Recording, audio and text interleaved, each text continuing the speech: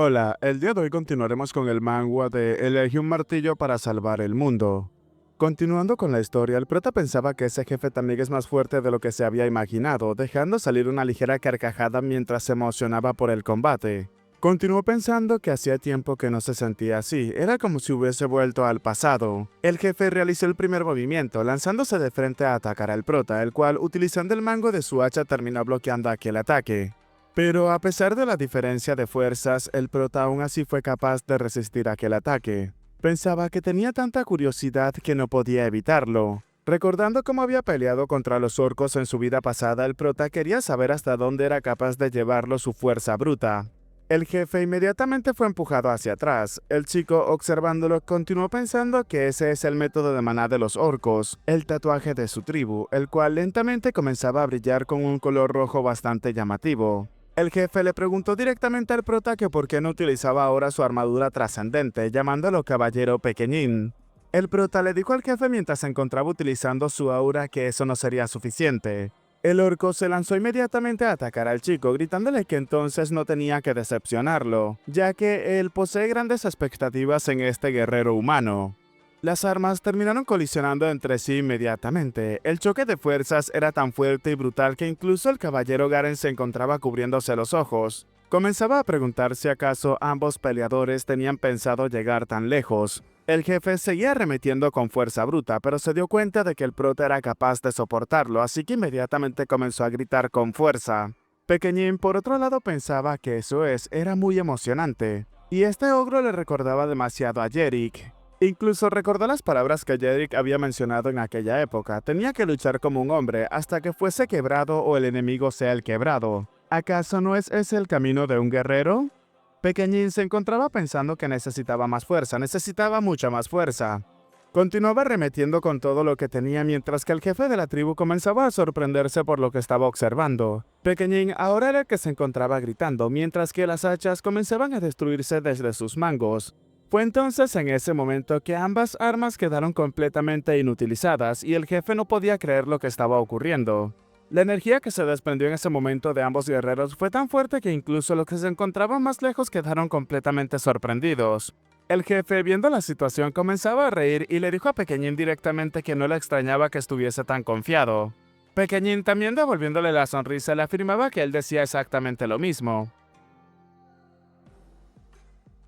Inmediatamente el jefe colocó una gran sonrisa y rápidamente terminó pasando su brazo por encima de Pequeñín. Feliz le mencionaba al chico que estaba bien, pues eso era suficiente para confirmar el rumor. Y ahora él puede ser honesto con Pequeñín. El chico le preguntaba que a qué se refería. El jefe le pidió al caballero Pequeñín que lo siguiera ya que debían de ir a otro lugar. El prota le dijo que estaba de acuerdo, entonces, pero Garen, que venía detrás de ellos, les pedía que por favor lo esperaran. Un rato después nos encontramos en otro sitio donde el jefe de la tribu le pedía a los chicos que comieran inmediatamente, mientras que sus heridas eran tratadas por las orcos. Continuó mencionando que habían luchado duro, así que tenían que comer todos lo mejor que puedan. Garen por un lado se encontraba agradeciendo por la comida, mientras que por otro lado Pequeñín ya se encontraba devorando la comida como una bestia salvaje, afirmando que eso realmente estaba delicioso. El jefe, observando la forma tan brutal de comer de Pequeñín, comenzaba a reír a carcajadas afirmando que estaba comiendo apropiadamente. Garen, por otro lado, comenzaba a preguntarse si acaso es un humano o un orco. El jefe les pidió a ambos que escucharan mientras comía, pidiéndole a las chicas que se encontraban en aquella habitación que los dejaran solos. El jefe comenzó a afirmarle a Pequeñín que había una razón por la cual lo había traído allí, pues el chico de cierta manera es íntimo con el nuevo emperador del imperio, ¿verdad? El prota le respondió que solamente era de nivel mediático y no podía decir que sean cercanos personalmente, ya que incluso hubo una vez que también llegó a darle una bofetada. Al escuchar eso, el jefe se encontraba riendo nuevamente a carcajadas, mencionando que eso le parecía bastante cercano, pues ¿quién se atrevería a hacerle eso al emperador si no fuese cercano a él? Confundido, Pequeñín se preguntaba si acaso eso era en serio. Fue entonces cuando el jefe comenzó a decir lo siguiente: Caballero radiante, Pequeñín Morse. Tenía que responderle con sinceridad. ¿El imperio estaba preparándose para una guerra? Alterado, Garen le preguntaba al jefe que qué era lo que estaba diciendo. Pequeñín por otro lado le preguntó qué le hacía pensar eso. El jefe comenzó a decirle a los chicos que ahora mismo hay una pelea en la tierra de los orcos. El jefe Nirgi de la especie rinoceronte negro estaba preparándose para la guerra abogando por la unidad de los orcos. El prota preguntó si acaso la guerra no es algo normal para los orcos, a lo que el jefe le respondió al prota inmediatamente que así es, pero no si hay un humano a su lado empujándolos a iniciar una guerra. El jefe le preguntaba al prota si acaso esos tipos son del imperio. Pequeñín, comenzando a analizar la situación, se preguntaba si acaso eso es obra del último emperador. Pequeñín inmediatamente le dijo al jefe que pondría su honor sobre la mesa para decirle eso, que el imperio jamás sería responsable de algo como eso. Garen, escuchando las palabras del prota, le preguntaba que a qué se refería, pues no podía decir eso cuando no tenía la certeza. El jefe, que había guardado silencio mientras Garen hablaba, comenzaba a afirmar que entonces estaba bien, pues le creería por el momento. Confundido, Garen le preguntaba al jefe que a qué se refería. El jefe le dijo a Garen algo importante, pues la lengua puede ser astuta, pero los puños son verdaderamente honestos. Golpeando su mesa mientras se levantaba, afirmaba que la batalla con él fue un verdadero duelo de hombres, así que como un guerrero honorable que es, no iba a tomar a la ligera su honor. Extendiendo el puño hacia Pequeñín, le afirmaba al chico que le creía. Pequeñín le respondió extendiéndole el puño también y agradeciéndole por su confianza. En el mismo momento que chocaron sus puños, Pequeñín en el idioma de los orcos le dijo que era por la amistad. El jefe le preguntó al prota si acaso conocía su idioma, a lo que el prota le dijo que él tenía un buen amigo. El jefe le dijo a Pequeñín que estaba ganando más confianza. Garen, que se encontraba cerca llorando mientras observaba todo esto, pensaba que sabía que la verdadera amistad podía cruzar fronteras entre especies. Al día siguiente, el prota y Garen se preparaban para partir. Un orco guerrero terminó llamando la atención del prota, afirmándole al chico que había escuchado que se dirigía hacia Helheim, y ella quería tener el honor de guiarlo hasta el borde del gran bosque. Garen le preguntaba a la chica si acaso ella no es la orco que perdió contra Pequeñín hace unos días. El prota le afirmaba a su compañero que así es, pues es el orco que corrió hacia él varias veces y aún así terminó perdiendo. Enojada y avergonzada, la chica les pedía que se callaran, pues no tenían que enfatizarlo. Inmediatamente se presentó. Su nombre es Nan, la líder exploradora de la tribu de los Cavaliers Rojos, y se uniría al prota hasta que llegara al gran bosque. Garen, llamando la atención de Nan, le dijo a la chica que aún no habían acabado con el desafío del guerrero todavía. La chica le afirmaba que eso no importaba, pues su tribu es cercana a los orcos de allí. Garen le preguntaba a Pequeñín si acaso una tribu de orcos es cercana a otras tribus. Pequeñín, confundido, preguntaba si acaso algo como eso era posible. Nard comenzaba a afirmar que el jefe Batar es el mejor guerrero y líder, y él les había enseñado que la matanza innecesaria debe de ser evitada a toda costa. Y ella también lo había seguido y fue capaz de aprender el lenguaje común. Gracias a este tipo de cosas, su tribu fue capaz de prosperar. Garen afirmaba que esta persona de verdad puede ser considerado un gran hombre. Pequeñín, que comenzó a recordar algunas cosas de su vida pasada, pensaba que eso le parecía raro, pues vio algunos refugiados del bosque de la perturbación en su vida pasada, pero nunca había escuchado el nombre de Batar. El prota continuó preguntándose quién era este Batar, hasta que llegó a una clara conclusión: murió antes del día del desastre. Pequeñín comenzaba a preguntar si acaso es posible que haya una forma de enviar un mensaje al imperio desde el bosque de la perturbación. Garen le preguntaba a Pequeñín qué era lo que estaba pasando, pues por qué quería hacer algo como eso. El prota le dijo que quería advertir a Valentia sobre los cambios en las tribus de los orcos, ya que eso era bastante importante. Garen le dijo al prota que pensaba que era otra cosa, pero no tenía de qué preocuparse, ya que le había dicho a un amigo en el bosque de la perturbación que enviara un mensaje sobre la conversación que ya habían tenido con el jefe.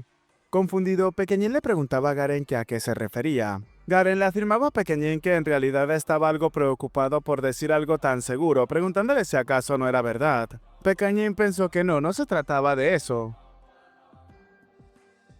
Garen le dijo al prota que los orcos no pueden utilizar magia antigua para comunicarse a través de la magia, pero ese amigo iría a Valentia en persona para transmitir la noticia, así que no tenía que preocuparse demasiado por eso. Pequeñín le preguntó que desde cuándo tiene a un amigo en el bosque de la perturbación. Garen le afirmó al prota que había sido desde el día de ayer. Pequeñín, sorprendido, le preguntó si de verdad había sido desde el día de ayer. Garen le afirmó que así es, lo había conocido en el estadio el día anterior. Además, la duración no importaba en una amistad después de todo, él es digno de confianza, y si podía confiar en él entonces confiaría en sus agallas después de todo. Pequeñín comenzó a susurrar que aún así no puede confiar bien en ninguno de los dos. Garen, inocente de lo que había dicho el prota, comenzaba a afirmar que sabía que creía en él.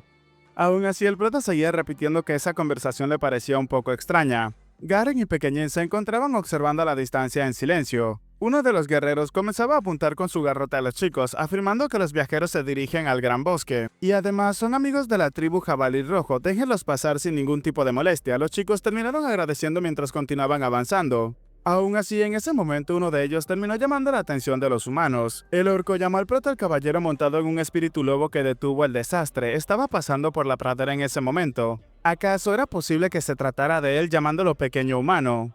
Pequeñín desconcertado se preguntaba si otra vez lo estaban llamando pequeño.